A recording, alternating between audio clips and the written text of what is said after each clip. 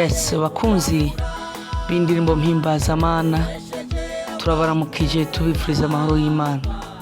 Hari indirimbo iriko irakogwa n'umukozi w'Imana Igiraneza Joel na madame wiwe, indirimbo nziza cyane, coming soon nziza, indirimbo iremesha imitima y'abakristo, ivuga yuko umuntu acyambarirwanishwa cyo kugwana ntiyihaya kuko urugamba rutaba rurarangira. Indirimbo nziza cyane yitezwe muri ino minsi, igirize kandi ije kuremesha imitima ya benshi. Turabahaye ikaze mwese kuzoyumviriza.